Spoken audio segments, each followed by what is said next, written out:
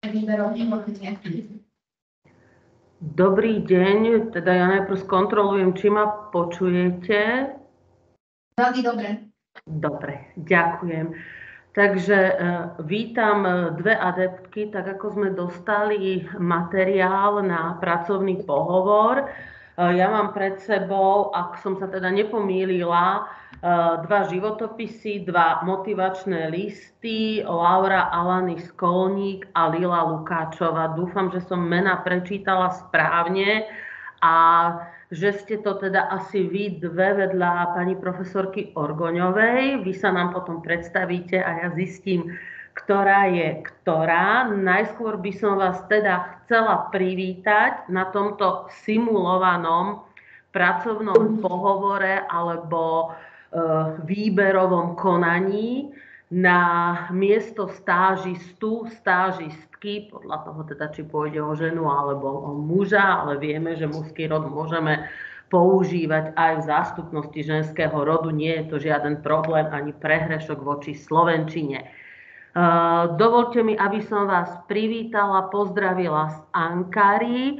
Pracovný pohovor je zvyčajne až druhý alebo tretí krok pri výbere kandidátov. Nie každý uchádzač sa na pohovor dostane, to už asi viete. Vy ste viacerí z vás napísali aj vaše pracovné skúsenosti. Je možné, že ste prešli už výberovým konaním na nejaké pracovné miesto. Takže viete, že ak ste dostali pozvánku na pracovný pohovor, môžete zdvihnúť pravú ruku a potľapkať sa po ľavom ramene. Patríte medzi tie šťastné osoby, ktoré si personalista, alebo ja teraz personalistka, alebo váš budúci nadriadený pozval k tomu osobnému predstaveniu sa. Nebudem ja zdržiavať a dávam teda dvom adeptkám, uchádzačkám na výber, ktorá by sa nám chcela predstaviť ako prvá, pretože na pracovnom pohovore ako prvé je vaše predstavenie. Takže prosím, vy sa rozhodnite, predstavte sa nám a povedzte nám, prečo ste sa rozhodli reagovať na našu pracovnú ponuku, reagovať na voľné miesto stážistu na veľvyslanectve Slovenskej republiky v Ankare. Dobrý deň, ďakujem za privítanie. Ja som Lila Lukáčová a som študentkou na Univerzite Komenského v odbore prekladateľstvo a tlmočníctvo a študujem angličtinu a francúzštinu. A táto ponuka ma zaujala preto, lebo si myslím, že táto stáž by mi mohla veľa toho dať. By som sa veľa naučiť aj o Turecku, ale aj všeobecne o kultúre na východe. A myslím si, že by mi to potom možno mohlo pomôcť aj v rozhodovaní sa ako ďalej. Ako ďalej v čom, Lila? Myslím zamestnanie. Zamestnanie. A vy sa orientujete, vy ste napísali, my sme si prečítali váš životopis, aj váš motivačný list, ktorý, chcela by som povedať, teda aj pre ostatných do budúcnosti, že teda mám pred sebou dva motivačné listy a budem porovnávať, lebo človek sa vždy najlepšie naučí na vlastných chybách. Lilin motivačný list bol, poviem to tak veľmi, možno aj vašim jazykom perfektný, alebo super, alebo možno vy by ste použili cool, alebo neviem aký. Ja som tam našla drobné chyby, ale možno skôr technického charakteru alebo v rámci administratívneho štýlu, že ste nedelili potom na odseky, ale inak všetko bolo v poriadku. Možno ešte v adrese teda chýbajú nejaké údaje, ale myslím si, že to bolo v poriadku. Takže tam som si prečítala, Lila, že máte teda záujem o prácu s jazykom, ale chcem sa spýtať, ako ďalej, čomu sa chcete viac venovať. prekladateľstvu, tlmočníctvu. Vy ste tam písali, že môže byť táto stáž pre vás prínosom v oblasti diplomacie, prípadne rada cestujete, myslíte si, že diplomacia je o cestovaní, o spoznávaní nových ľudí. Čo si myslíte, že kam by vás to mohlo posunúť, alebo ako si vy predstavujete vašu pracovnú činnosť? Čo si myslíte, aká bude vaša práca, náplň vašej práce?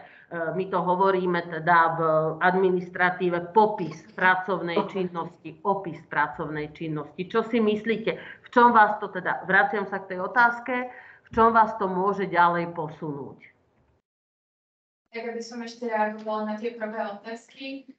Jazyky ma bavia už od malička, takže som si bola viac menej istá už od útleho veku, že budem študovať jazyky. A teraz po 2 rokoch štúdia na univerzite inklinujem sa aj odbornému prekladu. A čo sa týka tlmočenia, tak si ešte len začíname, ešte nie som nerozhodnutá, ale vedela by som si predstaviť aj prácu v oblasti tlmočníctva. A myslím si, že by som mohla možno aj preklad a tlmočenie, by to bolo také dynamické, keby som to izbiehala. A teda, keby som sa rozhodla aj tlmočiť, tak veľmi rada by som sa dostala aj možno do Európskeho parlamentu, takže určite by to zahrnulo veľa cestovania. A možno tak neskôr zaujímalo by ma aj možno sa dostať do tej diplomácie trošku a myslím si, že s jazykmi a s tým cestovaním by sa to dalo celkom prepojiť. Ďakujem veľmi pekne. A chcem sa vás teda spýtať, vy ste tu 2 kandidátky, čo by ste dali do popredia, prečo by sme, nepočuli sme ešte vašu kolegyňu, ale o chvíľu ju budeme počuť, čím by ste sa vy chceli prezentovať, prečo by sme si my mali vybrať práve vás a nie napríklad Lauru, ktorú o chvíľu budeme počuť. V čom sú teda tie vaše pozitíva, alebo ako sa na pohovoroch hovorí, silné stránky? Vy ste už o sebe povedali, že od malička ste sa túžili venovať jazykom, rada cestujete, sama ste povedali, máte ambície až teda do Európskeho parlamentu. Neviem, či ste sa niekedy stretli s tými prekladateľmi a viete teda, že oni vôbec necestujú, že 10 hodín tam sedia v kabínach a jediné, čo musia, je geniálne ovládať slovenčinu, aby to tým našim poslancom vedeli preložiť a plus teda ten jazyk, z ktorého im prekladajú. Takže je to taká namáhavá robota, že mnohí naozaj po niekoľkých rokoch končia, pretože je to teda aj mentálne, ale aj fyzicky vyčerpávajúce. Ale ja vám to želám a verím, že sa tam dostanete. Len to o cestovaní asi nebude práca, či už v Bruseli alebo v Štrasburgu. Tam budete rada, keď potom pricestujete domov. Ale vráťme sa k otázke. Vaše teda tie pozitívne stránky a prečo práve vás? Čo by ste ešte povedali, v čom ste dobrá, najlepšia? Tak možno by som vyzdvihla svoju vlastnosť, že som veľmi organizovaná a pri každej práci si presne určím, aké mám ciele a rozpíšam si to, aby som samozrejme aj stíhala do deadlineov. Takže napríklad s týmto absolútne nemám problém, dokážem stíhať takéto zadanie. Taktiež mám zmysel pre zodpovednosť a taktiež aj možno pre detail, když všetko, čo robím, robím alebo sa do toho radšej ani nepúšťam. A ako niekto by povedal, že je to možno silná stránka, ale ja to skôr beriem ako slabosť, že som perfekcionistka a preto niekedy až priveľa času trávim nad niečím, na čom by som nemusela a potom strácam čas nad tými detailmi, ale tak snažím sa stále to nejak tak zorganizovať, aby som to nakoniec stihla a aby to bolo celé rovnomerne vypracované a kvalitne. Ďakujem. To ste povedali už na začiatku, že to je pre vás prioritou, aby ste si ten čas vedeli zaradiť tak, aby ste prácu odovzdali na čas. Ďakujem. Bolo to teda tých 10 minút, ako sme sa dohodli s pani profesorkou, aby sme nebrali čas ďalšej uchádzačke. Poprosím Laura Alany Skolník.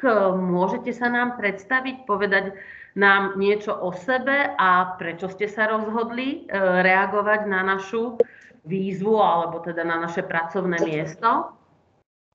Áno, dobrý deň. Moje meno je Alena Skolník a rovnako ako Mila študujem na Filozofickej fakulte v Bratislave. Odbor prekladateľstvo tlmočníctvo a v kombinácii anglického jazyka a španielského jazyka. Rovnako mám teda jazyky sú pre mňa tiež silná stránka, keď už som vyrastala v bilingválnom prostredí.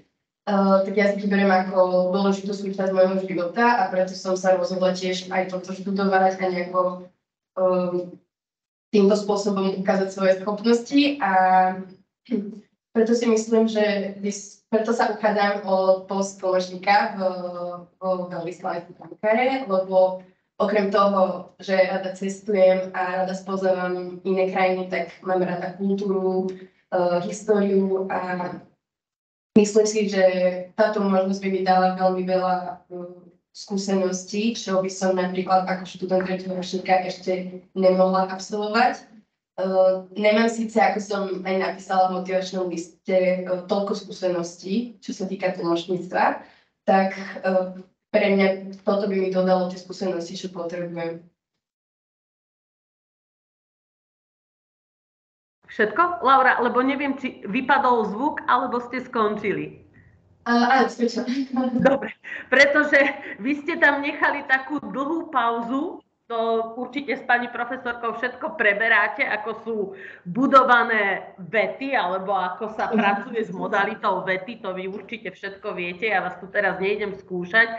A je to veľmi dôležité aj pri tom preklade, a teda hlavne pri tlmočení, aby ten, ktorý počúva, vedel, či vaša výpoveď je ukončená alebo nie.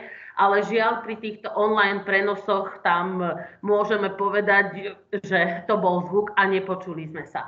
Laura, veľmi pekne vám ďakujem za vaše predstavenie sa.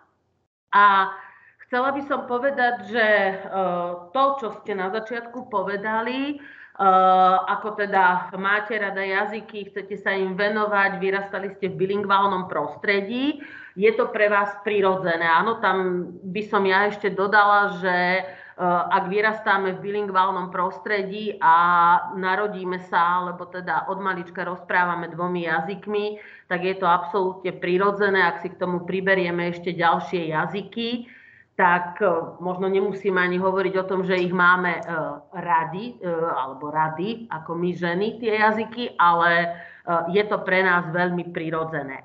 Ja by som sa ale pri vás zastavila pri jednej veci, tak ako som povedala, že vaša kolegyňa Lila nám poslala motivačný list a životopis takmer dokonalý, ukážkový.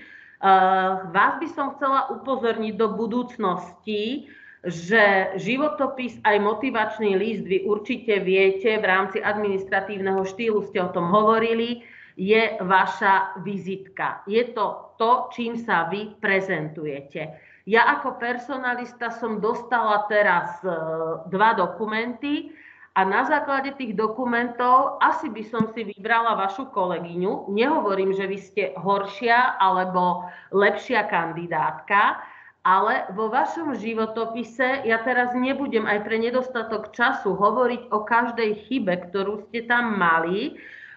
Jedno by som upozornila, možno všetkých, buď si poznačte, alebo si zapamätajte, často píšete, neviem, či to robia všetci Slováci, ale nečakala som to od študentov slovenčiny, alebo teda študentov jazykov a tí, čo majú v rámci teda prekladateľských seminárov aj slovenčinu, že nerozoznáte pomočku a spojovník. Pozor, pomočka v slovenčine slúži na niečo iné ako spojovník a ani jedna, ani druhá, teda nepoužívate pomočku, keď píšete rozmedzie rokov. To je naozaj veľmi dôležité, pretože v iných jazykoch, v iných technických normách to možno nemá taký význam, ale v slovenčine je to veľký význam, takže tam aj Lila, aj Laura pozor.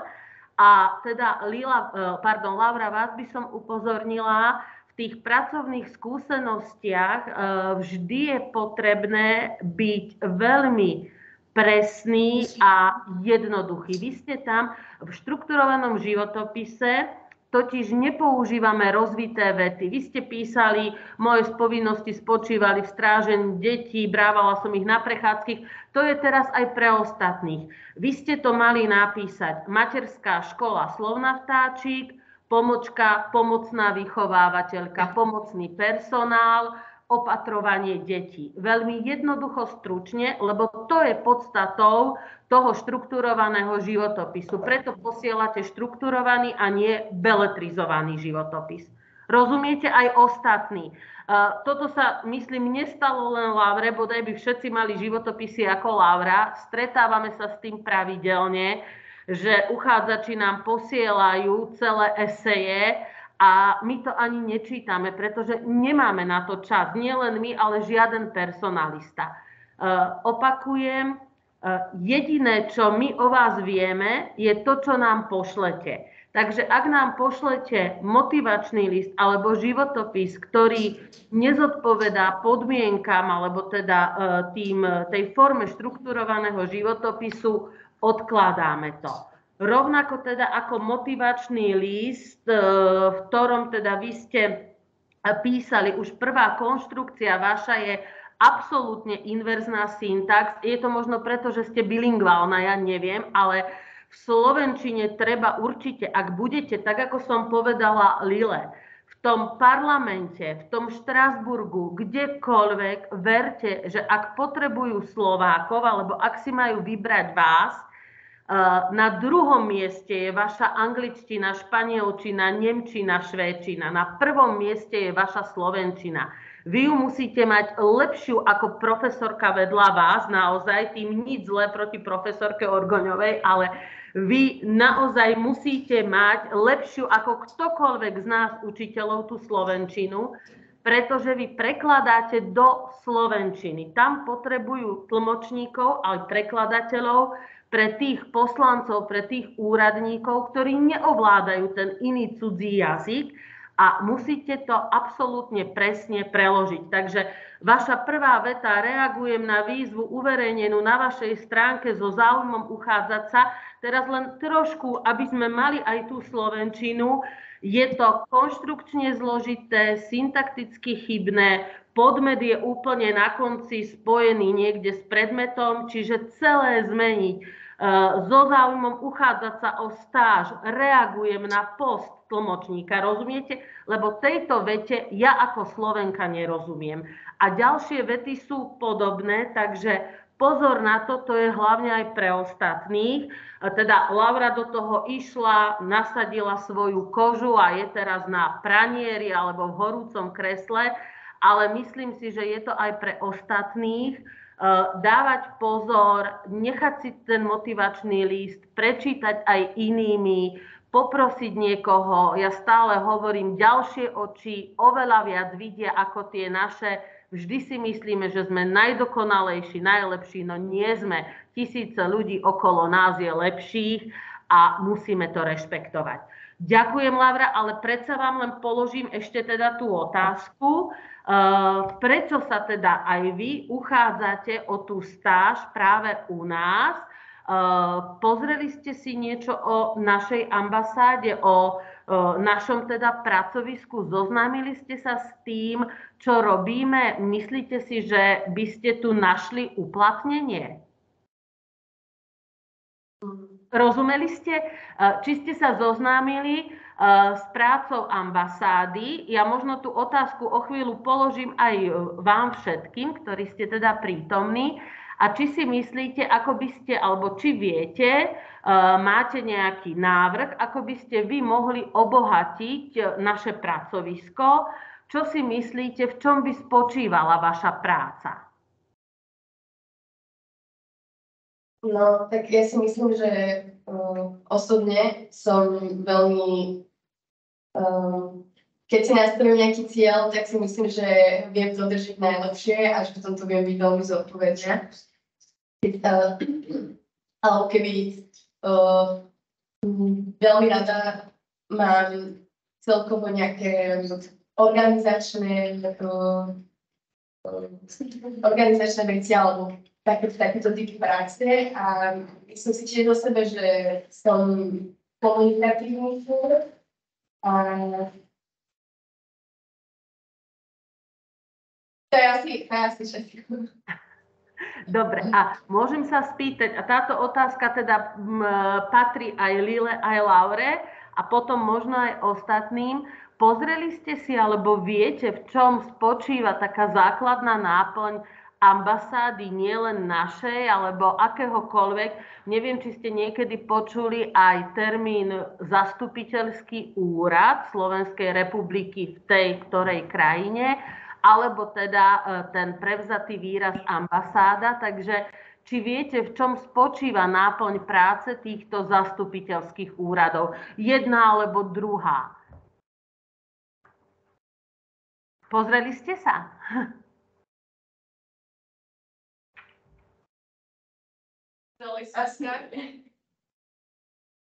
Ja mám skôr len taký obraz v hlave, že ako si to ja predstavujem, že napríklad Slováci žijúci v zahraničí si tam vedia vybaviť určité záležitosti a možno aj rozvoj kultúry v tej krajine, ale to je tak všetko.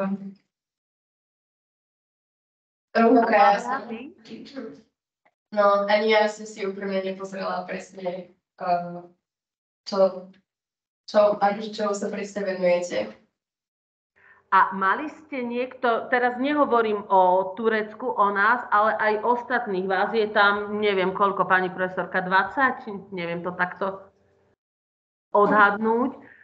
Mali ste niekedy niekto, teraz je to otázka pre všetkých, kontakt s ambasádou? Predpokladám, že ste cestovali, alebo dostali ste sa niekedy do nejakej krajiny, alebo naopak na Slovensku s nejakou inou ambasádou, so zastupiteľským úradom, teda inej krajiny. Laura, vy hovoríte teda, že ste bilingválna, predpokladám, že asi španielčina, však tam ste mali materinský jazyk, že možno so španielskou ambasádou na Slovensku.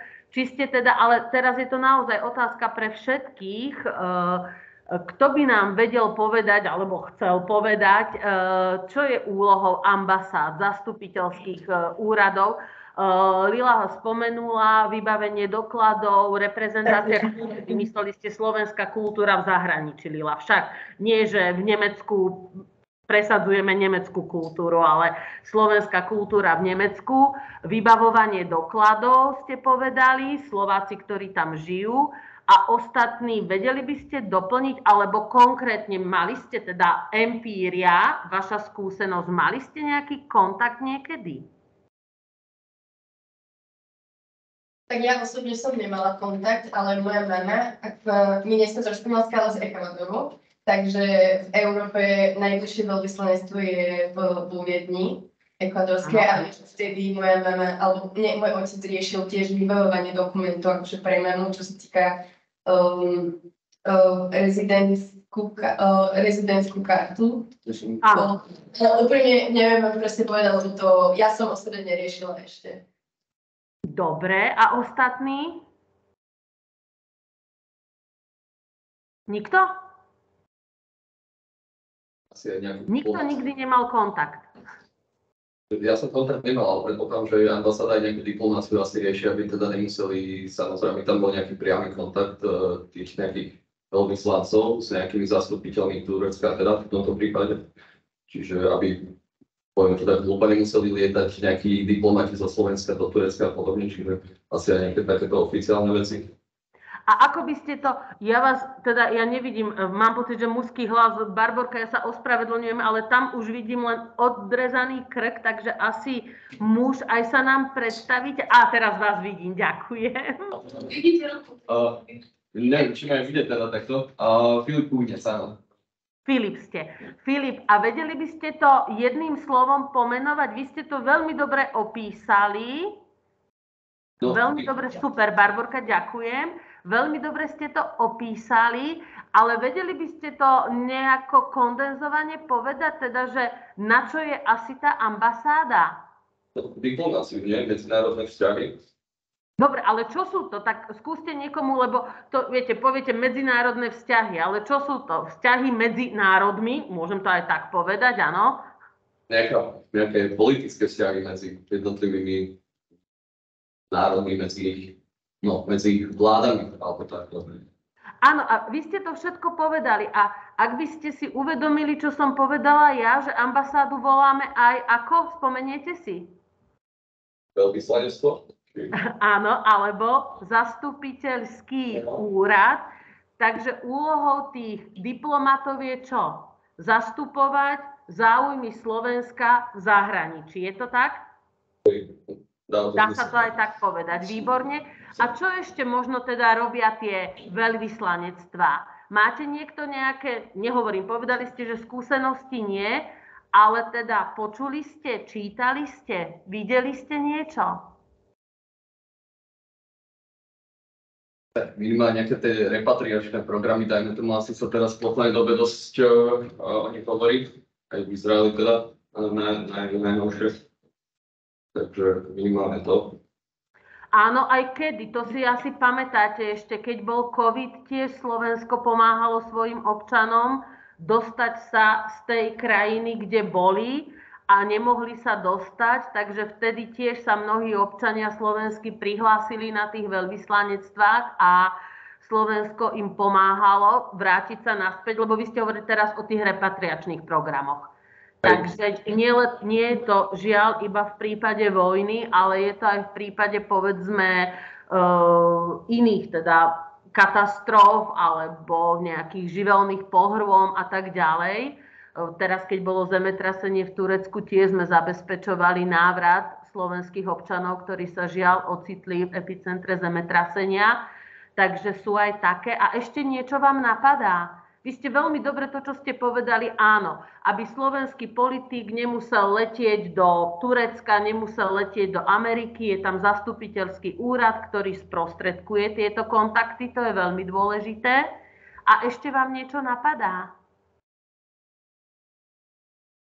Či už ani nie? Dobre, neviem, ja sa teraz pýtam pani profesorky, asi sme pohovor ukončili, alebo teda ešte neviem, či sa venovať, ako ja tu mám otázok pripravených dosť na dievčatá, len ich už nechcem trápiť, aby sme ich úplne nevyčerpali. Ja by som teda dala teraz priestor tej druhej polovici stretnutia. My sa všetci veľmi tešíme na pána veľvyslanca, takže aby nám ho niekto náhodou neodvolal, my si ho teda na chvíľočku pozveme medzi nás a budeme veľmi vďačné a vďační, ak dokážeme nejakú túto otvorenú tému ďalej rozvíjať. Určite, pán veľvyslanec už prišiel ku mne, ja jediné možno, čo urobím technicky, že sa trošku posuniem, alebo vymením si s ním miesto. Áno, vypnem kameru na 2 sekundy a vymeníme sa. Tešíme sa, ďakujeme.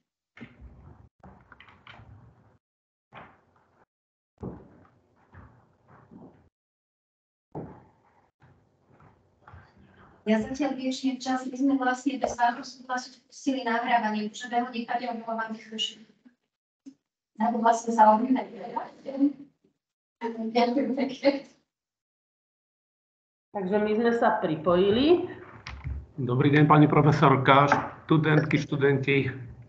Príjemné predpoludnie, myslím, ešte v Bratislave.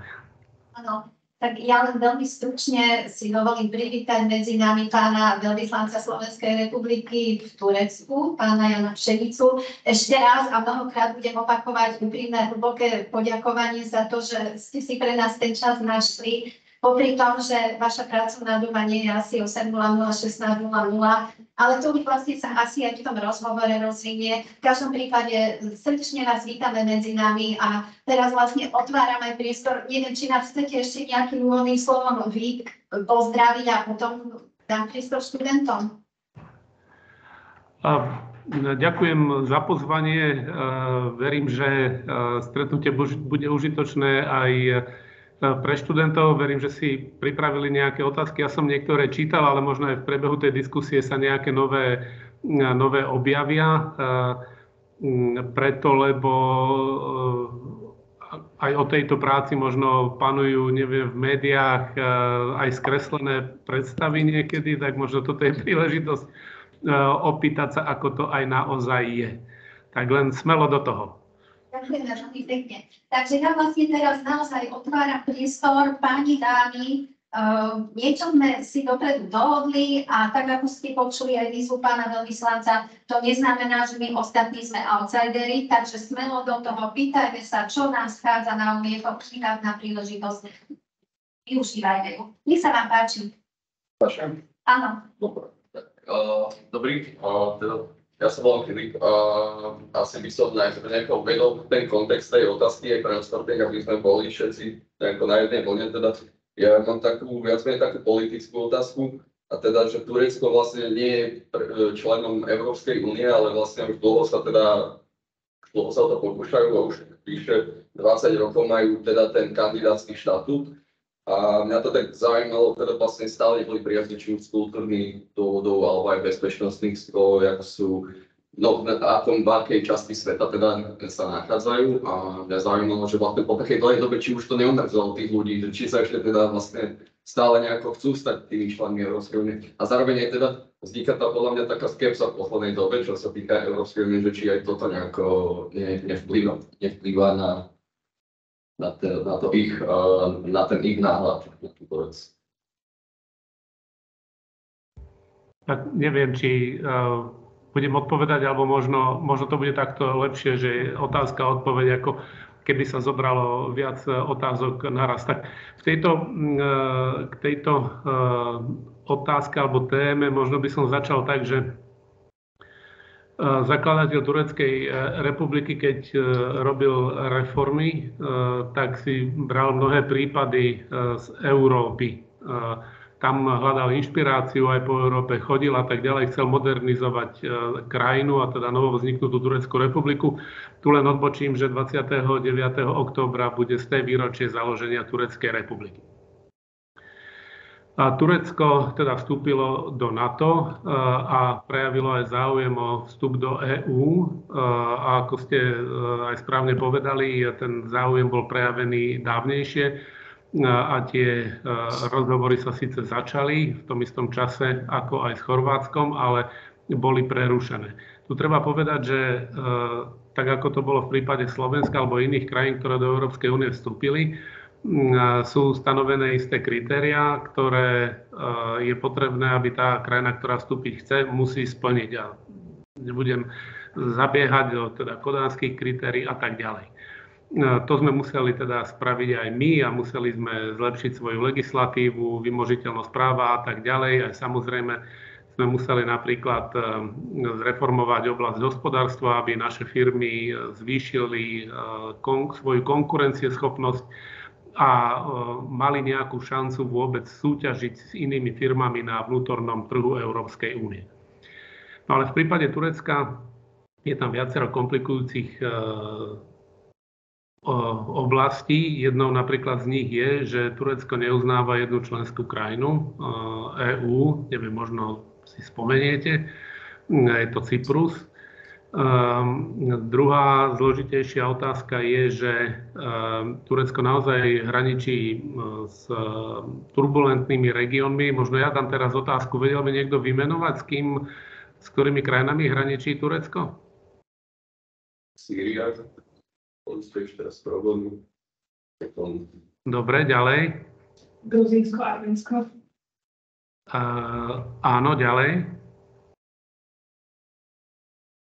Grécko,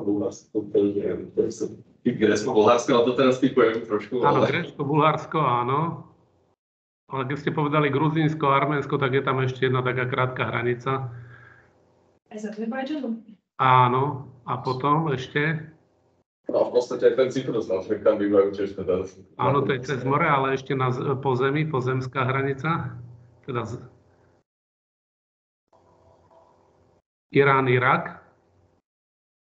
Takže to sú všetko regióny, ktoré sú turbulentné a samozrejme na to, aby Turecko ochránilo svoje územie a svojich obyvateľov, tak musí príjmať rôzne opatrenia, asi také, na ktoré my nie sme celkom zvyknutí. Napriek tým opatreniam sa z času na čas sem dochádza k výbuchom, teroristickým útokom, pri ktorých aj zomrú zomrú ľudia, ale ten aj historický vývoj oblasti teda právneho štátu a zaistenia bezpečnosti prebiehali inak, ako bol v Európe. Takže tuto Turecko zatiaľ nesplnilo niektoré, povedzme, kritériá na treba zrušenie vízového režimu a ak niekto sledujete možno situáciu v Rade Európy, Turecko je kritizované za niektoré opatrenia, niektoré súdne rozhodnutia, ktoré ono vykonalo a teda ktoré nie sú v súlade s pravidlami Rady Európy, respektíve aj Európskej únie. Takže tuto je viac tých problémov, ktoré je potrebné na tomto procese alebo v tomto procese prístupu Turecka do EÚ vyriešiť. Turecko oficiálne hovorí, že stále má záujem vstúpiť do Európskej únie. Nož ale ako to pôjde ďalej, to neviem. V Európskej únii sú krajiny, ktoré odmietajú členstvo Turecka. Takže tuto by som takto zhruba odpovedal. Naozaj neviem, ako sa to ďalej bude vyvíjať, ale jednoducho, ak krajina chce vstúpiť do EÚ, tak musí tie podmienky splniť. Tam sa nedá rokovať o tom, že toto splníte, ale niečo iné nesplníte, lebo potom by ten mechanizmus vnútorný EÚ nefungoval. Mňa skôr práve tá verejná mienka práve zaujímala, lebo 20 rokov sme teda človeka, alebo teda krajinu odsúvajú, že nemôžete ísť tam, že či tí ľudia práve sa tak potom tak mi povedia, že taká šlomena. Tak je značná časť populácie, a to závisí od prieskumu verejnej mienky, značná časť populácie to sú teda väčšinou mladí ľudia a ľudia žijúci vo veľkých mestách a ľudia, ktorí povedzme sú podnikatelia, ktorí by veľmi radi videli Turecko v Európskej únii, a potom iná časť populácie, ktorej možno na tom až tak veľmi nezáleží. Ale niekoľko desiatok percent, ja neviem, kedy som to naposledy pozeral, možno 40-50% ľudí prejavilo záujem, alebo by chcelo, aby Turecko bolo v Európskej únii. Samozrejme závisí od toho, ako otázku postavíte. Ďakujem. Ďakujeme pekne, nech sa páči. Dobrý deň, pán veľvyslanec, volám sa Matúš a ja by som sa tak všeobecnejšie skôr spýtal na to, ako hodnotíte súčasný stav diplomatických vzťahov medzi Slovenskom a Tureckom. Či sú nejaké oblasti, v ktorých by mohlo Slovensko a Turecko posilniť svoju spoluprácu v budúcnosti a podobne? Myslím, že vzťahy sú veľmi dobré. Ako som povedal, sme spojenci v NATO, takže tam prebieha komunikácia ako medzi všetkými krajinami NATO, plus spolupracujú aj ozbrojené sily. Výmenou skúseností alebo aj vzájomnou pomocou v minulosti tu boli aj príslušníci ozbrojených síl Slovenskej republiky na základniach a boli tam súčasťami medzinárodných tímov a plnili tam rôzne úlohy. Takže toto všetko prebieha, existuje a prebieha aj ekonomická spolupráca, ktorá je naviazaná najmä na automobilový priemysel na Slovensku. Snažíme sa teda prezentovať, ako možno ste aj hovorili v minulosti, slovenskú kultúru, modernú kultúru a umenie v Turecku. Ďalej stretávajú sa ministri zahraničných vecí pravidelne, či už na nejakých medzinárodných podujatiach alebo bilaterálne. Čo možno by sa dalo zlepšiť, a to možno budete prekvapení, Turecko v posledných 20 rokoch naozaj urobilo veľký pokrok, či už ide napríklad o budovanie infraštruktúry a ciest. Turecko je veľká krajina, má nejakých 1500-1800 kilometrov v jednom smere a nepamätám si presne, možno nejakých 700 kilometrov v druhom smere, a majú tu sieť štvorprúdových ciest a niekde teda aj veľmi kvalitných diaľnic. Takisto došlo k pokroku v oblasti zdravotníctva.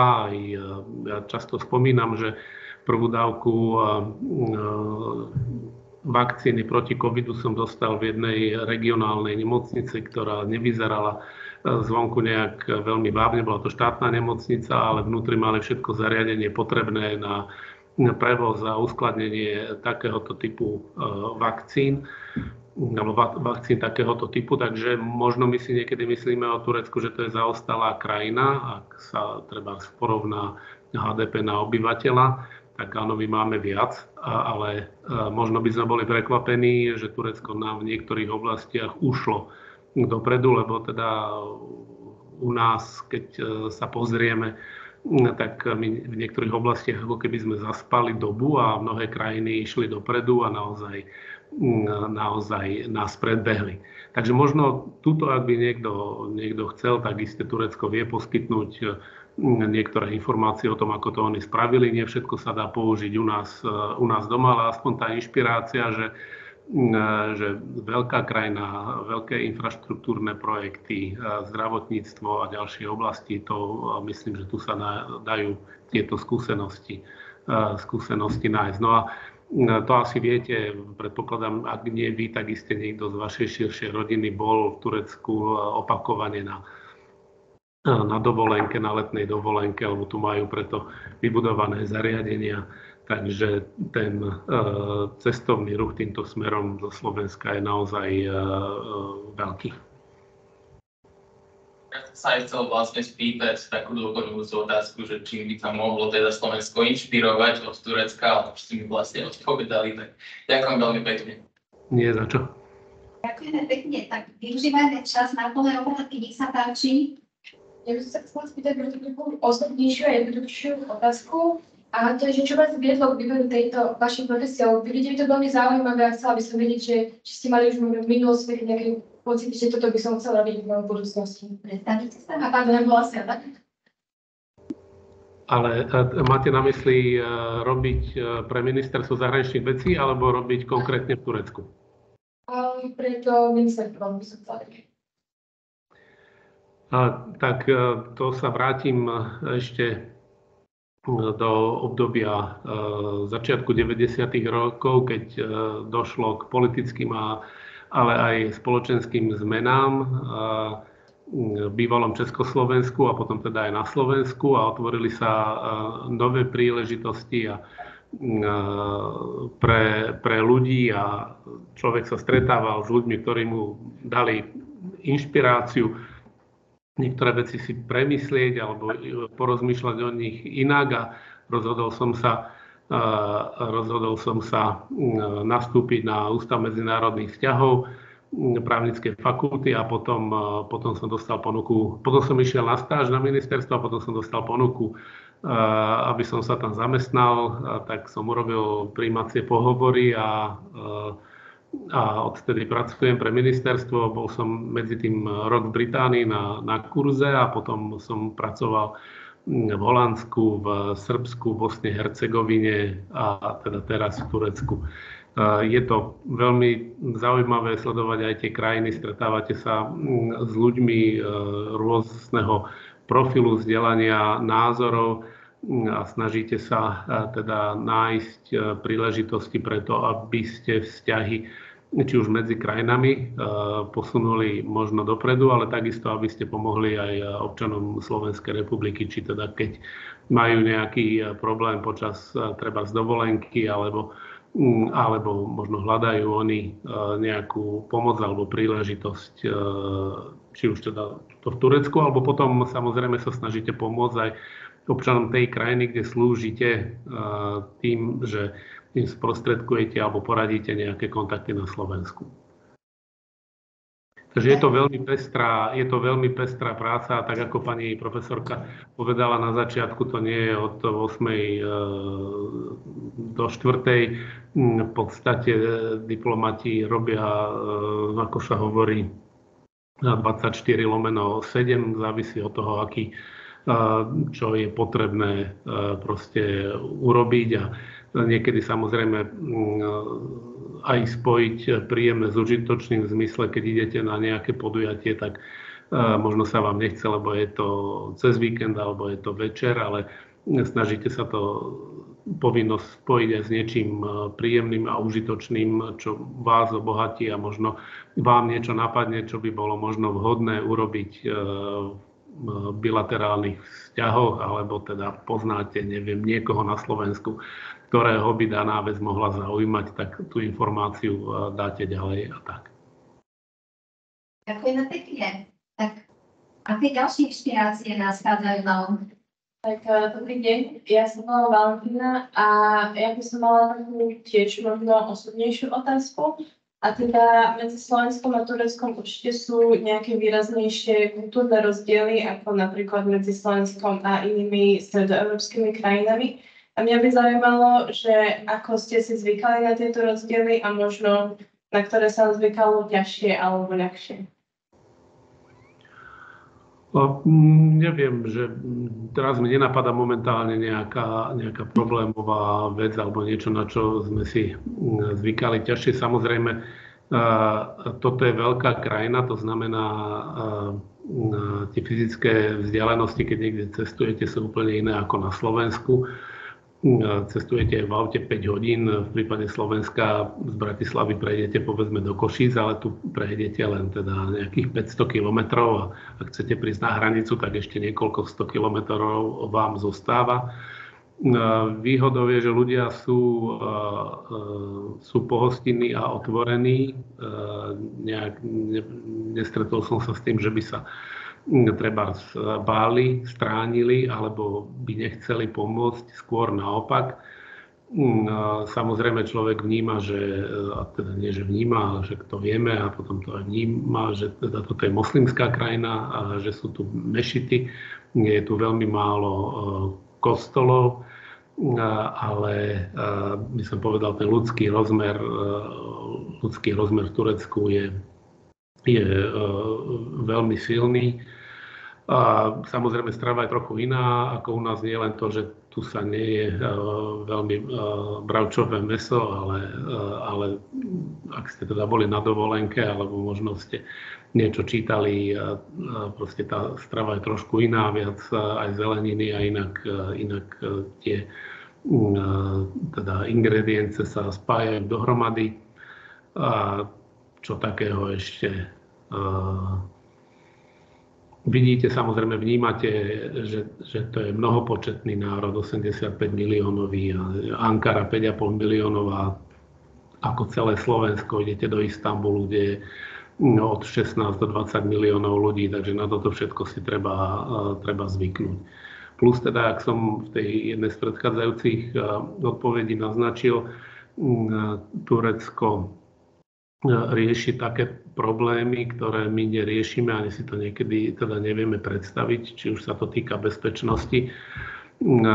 Myslím, že teda my sme na tom veľmi dobré. Tu my nemáme nejakého suseda, z ktorého územia by sme mohli očakávať, že by prišla nejaká raketa, alebo že by tam prišiel nejaký človek, ktorý v taške alebo v ruksaku má skryté nejaké výbušniny a chce sa odpáliť na autobusovej zastávke. Takže, ako som povedal, som trošku teraz odbočil od tej odpovede. Tuto v Turecku je potrebné zabezpečiť iné veci, o ktorých sa nám možno našťastie ani nesníva. My to našťastie nemusíme riešiť, lebo niekedy si naozaj dávam teda otázku, že teda keby som ja bol občan Turecka, alebo keby som ja bol zodpovedný v Turecku za niečo, teraz nie ako občan Slovenskej republiky, ako by som k tomu pristúpil a čo by sme mohli alebo mali spraviť. Takže my sme v takom mierovom prostredí, aj čo sa týka bezpečnosti, ale aj čo sa týka stability právneho prostredia. A možno to by sme si mali teda vážiť a sústrediť sa na to, aby sme ten život na Slovensku urobili lepším, aby veci fungovali, pretože je mnoho krajín, ktoré sú na tom podstatne horšie. Takže toto všetko teda vnímame, musíme dávať pozor aj na bezpečnosť, ktorá tu je iná ako na Slovensku, ale v zásade hlavné je to, že ľudia sú napomocní a pohostinní, keď potrebujeme, ja neviem, pomoc alebo niečo spraviť, tak sa snažia výjsť v ústrety. Neznamená to, že všetko dopadne tak, ako by si človek predstavoval, ale taký je už život. pekne. Tak, ako ďalej? Dievčatá, chlapci, nech sa páči. Dobrý deň, ja sa volám Mária. Chcela som sa teda spýtať, či by veľvyslanec mal mať nejaké konkrétne ukončené štúdium, alebo či je to také viacej variabilnejšie. Že aké štúdium by teda človek mal mať na to, keby sa chcel uchádzať o post veľvyslanca? Takže v podstate obvykle, ja by som skôr odpovedal, aké možno štúdium by človek mal mať, aby sa zamestnal na ministerstve zahraničných vecí, pokiaľ hovoríme o profesionálnej dráhe štátneho úradníka v rezorte zahraničných vecí s tým, že má perspektívu, aby sa po x rokoch stal vedúcim úradu a teda veľvyslancom. Tak samozrejme možno väčšina kolegov skončila filozofickú fakultu, či už to boli jazyky, alebo fakultu medzinárodných vzťahov, možno fakultu sociológie, možno odbory tiež, kde sa študujú nejaké regionálne štúdia, ale takisto oblasti hospodárstva, financií, ale v zásade by som povedal, že je to takmer jedno, čo skončíte. Podstatné je, aby bol daný človek v niečom dobrý a aby preukázal, že má o niečo konkrétne záujem. Napríklad, keď človek len teda študuje, chodí do školy, zvládne všetky semestre, robí skúšky, ale nejak nevie potom na prijímacom, neviem, či ste toto možno sa toho dotkli, ale na prijímacom pohovore ukázať, že teda si našiel nejakú brigádu alebo pomáhal treba pri organizovaní medzinárodných konferencií, alebo že išiel trebárs do zahraničia na rok študovať niečo, alebo ja neviem, išiel robiť stáž do, si vymyslím teraz, Parlamentu Európskej únie, tak potom tie šance zamestnať sa na ministerstve sú menšie. A potom závisí od pohotovosti, ja som teda od pohotovosti reakcií a spôsobe teda reagovať počas toho prijímacieho pohovoru. Ja som v minulosti bol na niektorých výberových konaniach, to bolo možno pred 10 rokmi a všimol som si naozaj, že potom aj teda vybrali ľudí, ktorí mali zaujímavý aj študijný profil, ale aj ich záujmy, aj to, čo robili pomimo školy alebo krátko po skončení školy, bolo proste, dávalo nádej, že tí ľudia budú vedieť reagovať v nových a neočakávaných situáciách, preto lebo život prenáša nové veci. Nikto pred 10 rokmi nevedel predpovedať, ako svet bude vyzerať dnes. Je potrebné byť v podstate v nejakom móde neustálej adaptácie, prispôsobenia sa, hľadania toho, čo možno treba spraviť, alebo bolo by dobré spraviť a ako na to reagovať. Ale tuto možno ešte... Ja by som to možno doplnila, ak k tomu môžem. Možno tá otázka bola naozaj konkrétna. Či by ste vy ako absolventi filologického štúdia, lebo predpokladám, všetci máte 2 jazyky. Pani profesorka, tak je to, áno? Áno. Takže ako absolventi filologického štúdia mohli by ste sa uchádzať o prácu na ministerstve zahraničných vecí. Pán veľvyslanec povedal áno, nie je určené, že iba absolventi, povedzme, odborov medzinárodné vzťahy, medzinárodné štúdia, politológia môžu byť zamestnancami ministerstva zahraničných vecí. Ide len o to, chcem upozorniť, že nikto sa nenarodí ako veľvyslanec. Pán veľvyslanec to naznačil, je to práca od radového úradníka alebo od štátneho zamestnanca, úradníka na ministerstve, ktorý postupne svojou prácou alebo výkonmi ide ďalej. Je pravda, že mnohí slovenskí veľvyslanci sú aj politickými nomináciami, že prezident, prezidentka, predseda parlamentu, predsednička parlamentu alebo teda premiérka krajiny vymenuje niekoho za veľvyslanca. To sú politické nominácie, takých veľvyslancov Slovensko malo, ale zopár, nie je ich veľa. To znamená, že môže sa aj toto stať, ale väčšinou ide o kariérnych diplomatov, tak ako teda aj pán veľvyslanec, ktorí začínajú na ministerstve zahraničných vecí po skončení nejakého vysokoškolského štúdia.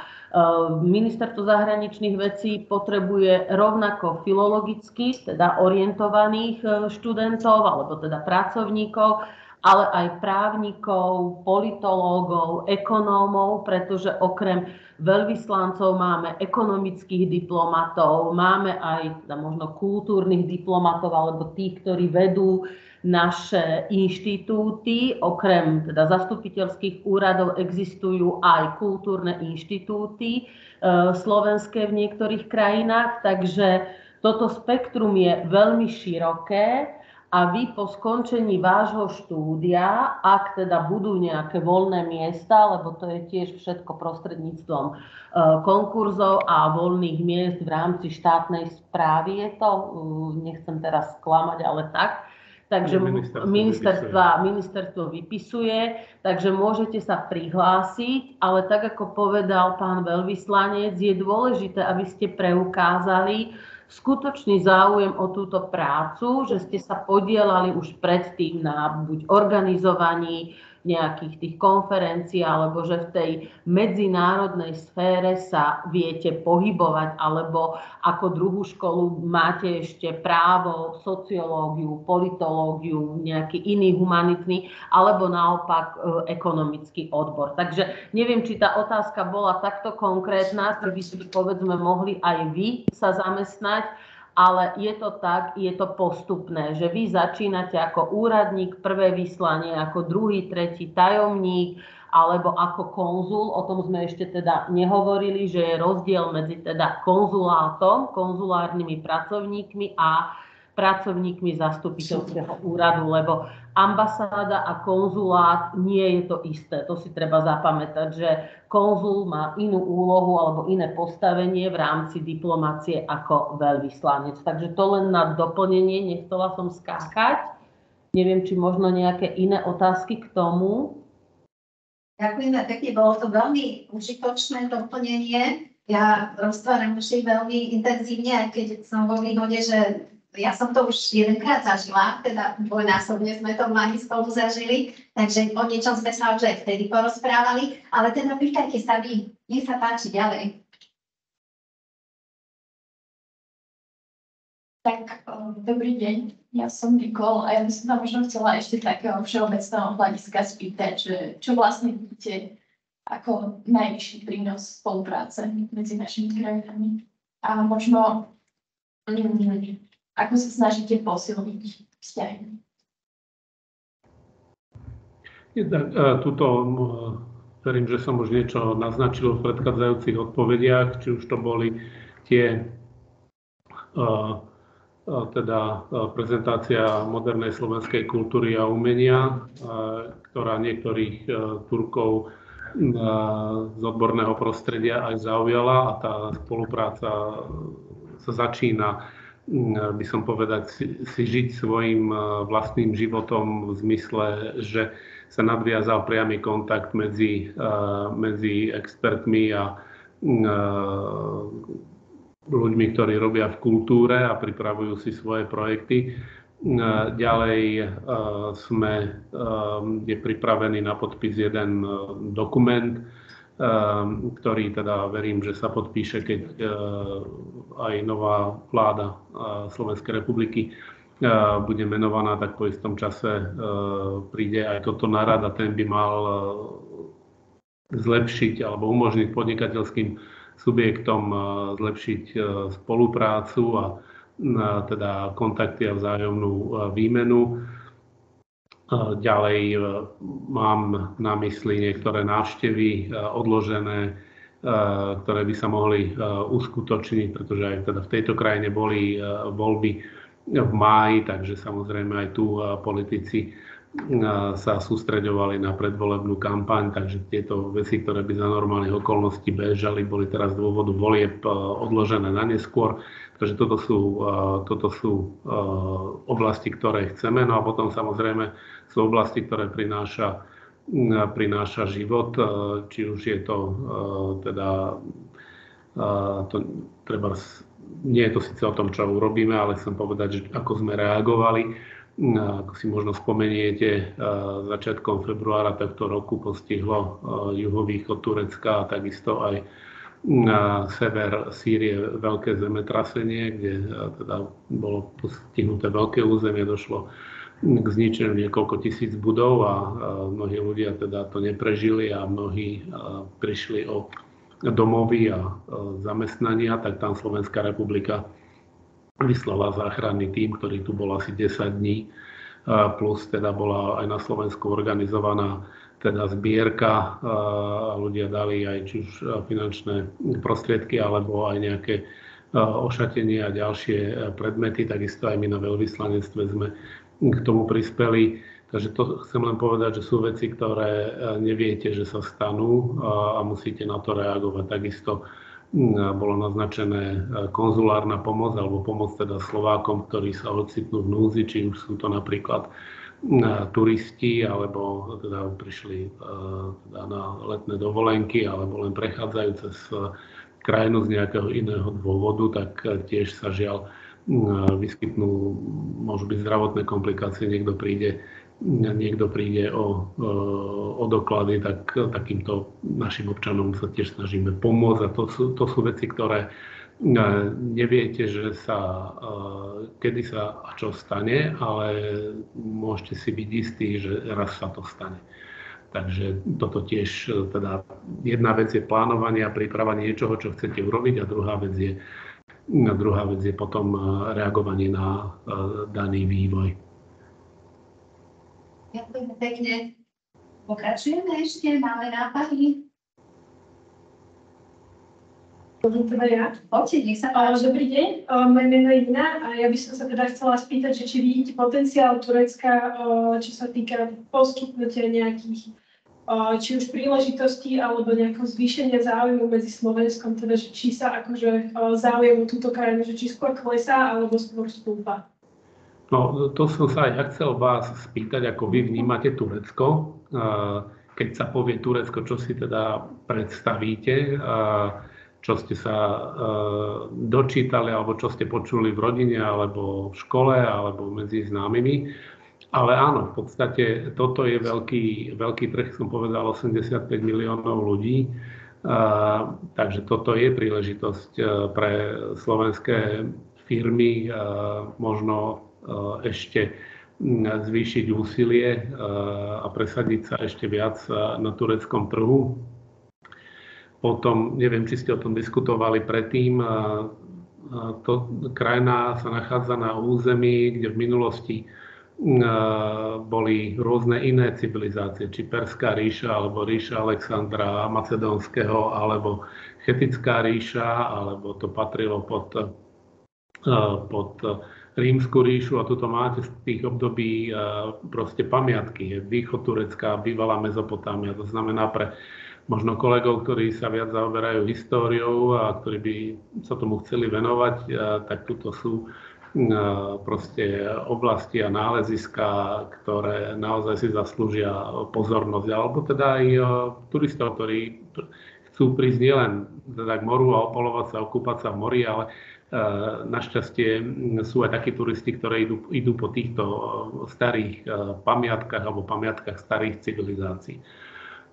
Naznačil som možno nejakú inšpiráciu reformovať nejaké veci u nás doma, takže myslím, toto je krajina aj mnohých tvári. Prednedávnom sme boli v meste Mersin a mesto sa rozvíja, ale súčasne tam majú veľký kontajnerový prístav, riešia, ako sklbiť to, aby sa tam ľuďom žilo dobre, s tým, ako vybudovať infraštruktúru pre veľký prístav, aby čo najmenej zhoršila životné prostredie pre obyvateľstvo. Takže naozaj Turecko poskytuje mnohé možno príležitosti a dá sa nájsť poučenie, čo urobiť alebo čo neurobiť. Takže možno teraz k tej mojej otázke, ako vy vnímate Turecko?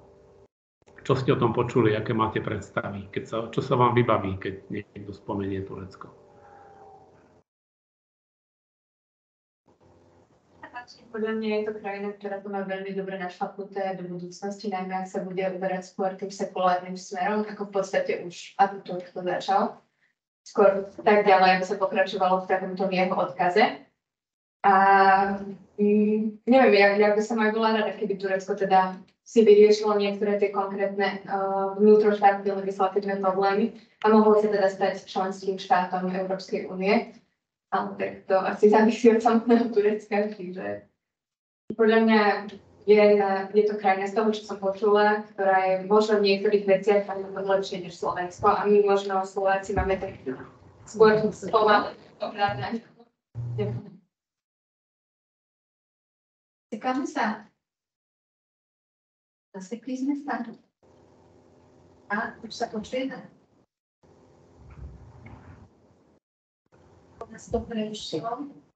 No, žiaľ, nepočuli sme sa chvíľku, počuli sme pani kolegyňu len asi potiaľ, keď hovorila, že by bolo dobré, keby sa dostalo Turecko do Európskej únie, ale potom sme už nepočuli. Nevieme, či nás teraz vy počujete, vidíme, že stále sa ten obraz hýbe.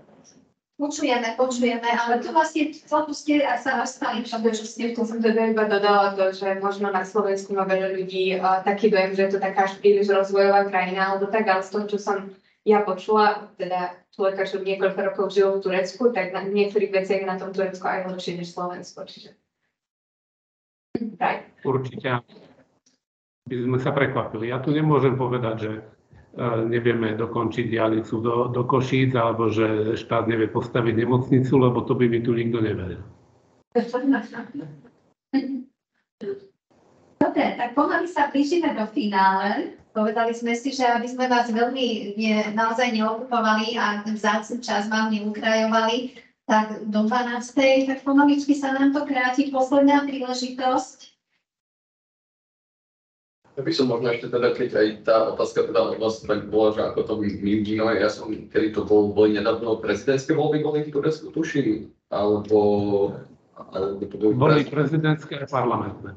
Áno, tak aj. No a práve v tom čase, teda ja som o tom veľa nečítal, ale dosť prevládali také tie články toho typu, teda, že Erdogan už je tam dlho podobne a že či to nie je nejaké moc podozrivé, že tak dlho je pri moci a že tam boli nejaké aj teda v rámci obyvateľstva tam boli nejaké také možno nápady alebo idei, že už by bolo čas na zmenu, ale nakoniec sa to dosť presvedčivo nestalo, teda už bolo to dosť jednoznačné, že si zvolili toho Erdogana, ak sa dobre pamätám. A teda, že ako to vy vnímate teda z prvej ruky, že či je to nejaký iba možno chybný narratív, že je tam nejaká skorumpovaná vláda alebo niečo, alebo je to naozaj demokratická voľba, už tak bolo. Takto bola tu aj pozorovateľská misia OBSE a ja nebudem hovoriť, ale ak by vás niekoho zaujímalo, na internete si môžete nájsť správy alebo hodnotenia priebehu tých volieb. Ale poviem takto, prezident Erdogan, alebo takto ešte poviem. Podľa prieskumu verejnej mienky tu bola nálada na zmenu. Teda ľudia, značná časť populácie si želala zmenu.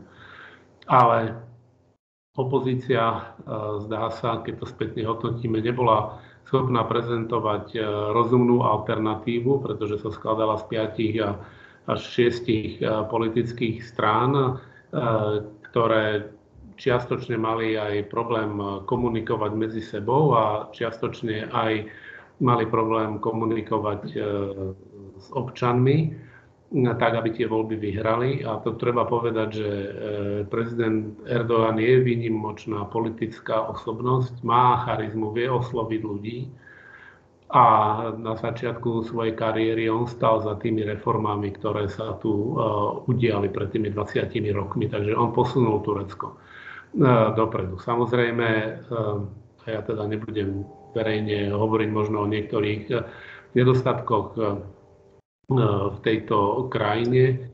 To si môžete prečítať trebárs aj na stránke parlamentného zhromaždenia Rady Európy, ktorej teda je aj Turecko členom. Pred pár dňami tam boli prijaté nejaké rezolúcie hodnotiace stav v niektorých oblastiach. Takže toto ja hovoriť nechcem, ale dá sa to tam nájsť. Ale voľby, teda prezident Erdogan vyvinul veľké úsilie a aj osobné na to, aby tie voľby vyhral a teda takto to aj dopadlo.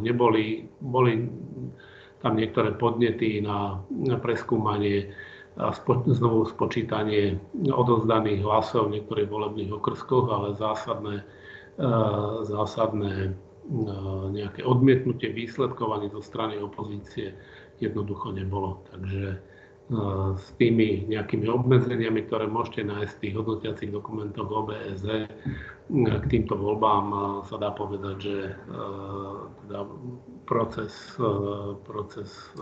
teda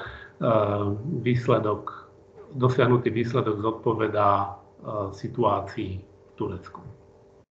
Takže je legitímny predstaviteľ krajiny a toto sa nedá spochybniť. Ďakujem. A ešte teda, neviem, či sa to vôbec môžem opýtať, ale taká hypotetická otázka, že by ste turecký občan, či by ste ho volili, alebo by ste dali hlas niekomu inému. Neviem, či sa to môžem opýtať, či to je... No, poopýtať sa môžete, ale neviem presne, čo by som spravil, preto, lebo aj tu v podstate my sme tu tretí rok, takže toto možno skôr ma nabáda na otázku, že do akej miery možno cudzinci, ktorí sú krátko na Slovensku, majú volebné právo, teda najskôr máte mysli volebné právo v lokálnych voľbách až potom na štátnej úrovni, že či oni vedia odhadnúť, a teraz nehovorím o Slovákoch žijúcich v zahraničí, ale hovorím teda o nejakých cudzincoch, ktorí dostali pobyt alebo možno aj trvalý pobyt a potom občianstvo, voliť na Slovensku a že či oni teda vedia, vnímajú tú situáciu tak, aby zodpovedne vedeli voliť. Ale teda vrátim sa k vašej pôvodnej otázke, neviem. Neviem preto, lebo áno, tá kampaň prezidenta bola veľkolepá, proste použil na to široký aparát, bolo tam aj veľa peňazí, ale neviem vám povedať, koho by som v tých voľbách volil. Jasne, ono to aj dáva rozumieť, keďže nie sme tureckí občania, tak sa už nad tým tak nezamýšľame, ale mňa to iba tak zaujímavé, či nemáte náhodou taký jasný vyhranený názor. Ďakujem. Nie za čo. Tým, že približila k záveru, lebo nasľubujeme, ale nedá mi ešte predsa len tiež využiť túto stratégiu takej nejakej otázky na druhú stranu, že a týka sa to nás, aj keď nikto zo skromnosti alebo možno hodnotovo z iných priorít sa k tejto otázke neuchýlil.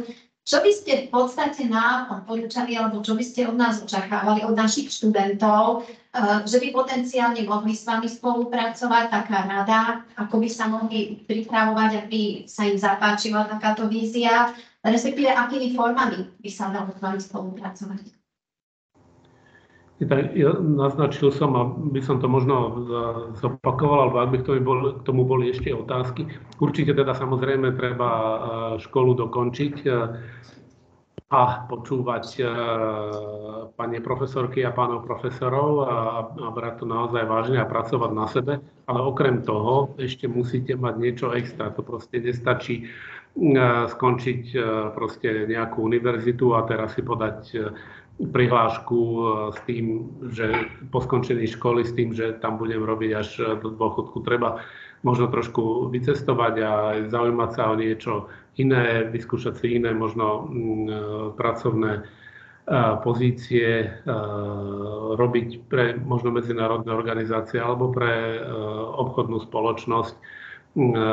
preukázať a teda aj zistiť, o čo mám záujem, či mi to vyhovuje alebo nie a potom teda sa uchádzať o prácu povedzme v štátnej správe alebo na ministerstve zahraničných vecí. Samozrejme musíte mať radi cestovanie. Neviem, či ste teda o tom uvažovali, ale v podstate každých niekoľko rokov si musíte pobaliť domácnosť a potom teda sa vrátiť na Slovensko alebo ísť do nejakej inej krajiny. Trpia samozrejme vaše kontakty a kamarátstva aj vzťahy v rodine, pretože s nimi nie ste každý druhý víkend, možno na nedeľnom obede, tak toto sú tie negatíva. Takže to si treba samozrejme dobre zvážiť. Nehovorím, že máme aj kolegov, ktorí teda, keď boli mladší, tak cestovali na vyslania, pracovali na veľvyslanectvách, ale teraz možno posledných 15 až 20 rokov sú len v Bratislave, tak sa ich rodiny rozhodli, robia na ministerstve, ale teda necestujú možno na nejaké služobky. Takže ale ten hlavný odkaz je, že treba niečo extra, proste škola nestačí, musíte preukázať, že vy ste v niečom výnimoční, aj ste to niekde ukázali a teda ministerstvo je to, ktoré by to malo rozoznať a teda vás zobrať preto, lebo dokážete ponúknuť pridanú hodnotu, skrátka niečo extra, čo je pre to ministerstvo alebo v všeobecnosti aj každého iného zamestnávateľa zaujímavé. Ďakujem veľmi pekne. Zároveň sa pomaly už aj dostanem k tomu finále. Nerada by som uberala vás účasť, aj keď je to nesmierne príjemné stretnutie a aj informačne, aj všestranne pre nás prínosné. Je chvíľa, keď sa vám úprimne chcem poďakovať nielen za to, že ste prijali túto našu prosbu a opätovne už druhý rok ste sa s nami stretli. Chcem sa poďakovať za všetko, čo ste obaja, pani Beňová aj pán veľvyslanec, v tejto chvíli, o čo ste sa v rámci svojich poznatkov, svojich skúseností s nami podelili a aj trošku vysloviť nádej, že ale nebolo to naposledy, pokračujeme ďalej, minimálne zajtra a potom uvidíme, ako ďalej. Takže veľmi pekne vám za všetko ďakujem. Ja by som ešte si dovolila predsa len, pani profesorka, aby sme boli aj konkrétni, aj praktickí. Je možné, že ja som to na začiatku nepovedala alebo zabudla povedať. Tá možnosť stáže pre vás všetkých študenti existuje. To nie je iba fiktívne. Vy máte naozaj ten obrovský benefit, že ovládate jazyky. A ak sa orientujete, ak si viete nájsť tie informácie, stačí skutočne otvoriť si stránku Ministerstva zahraničných vecí alebo Instagramy, Facebookové stránky jednotlivých veľvyslanectiev, kde stážistov hľadajú.